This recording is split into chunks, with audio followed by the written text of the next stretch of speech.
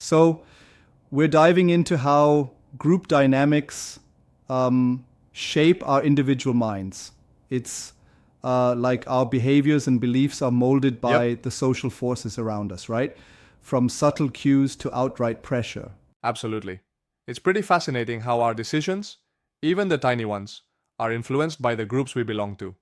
What do you think is the most compelling part here? Well, one thing that really stands out is the historical experiments, like Asch's conformity experiments, Milgram's obedience study, and Sherif's work with the autokinetic effect. They clearly show that even when we know better, we might conform just to keep the group harmony. It's eye-opening, isn't it? It really is. And then there's the idea of informational versus normative influence. How do you see those playing out in everyday situations? Right. So, informational influence is basically when we look to others to figure out what's true, especially if things are ambiguous, like trying to decide on a restaurant when everyone's unsure. Yeah. And normative influence, on the other hand, taps into our desire for acceptance. We might go along with the group even if deep down we disagree. Yeah, it's like a pull between knowing what to do and just wanting to fit in. But do you think sometimes we maybe overemphasize groupthink as the sole culprit for poor decisions? Oh, definitely. Right? It's not that groupthink is always bad. It's just that too much conformity, especially when dissent isn't encouraged, can really stifle critical thinking.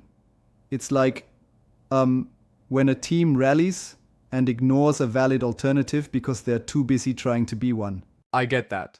But there's also this perspective that emphasizes how, in positive settings, group dynamics can actually lead to innovative solutions if managed right. Absolutely.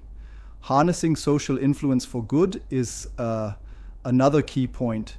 By promoting inclusive dialogue and encouraging diverse viewpoints, groups can actually use the same forces, like social proof, to foster beneficial behaviors. It's about steering that influence in the right direction. And then there's the whole self-categorization bit, the way we define ourselves by our group memberships.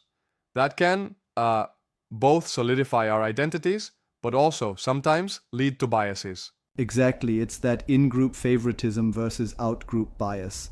It's like when we see ourselves as part of a team or community, our perspective is heavily tinted by that loyalty, even if it means stereotyping others outside our circle. It's a double-edged sword for sure. And what about the unconscious forces? I mean, those implicit biases that guide our nonverbal cues, like tone or body language, seem to fly completely under our radar. That's a huge piece of it.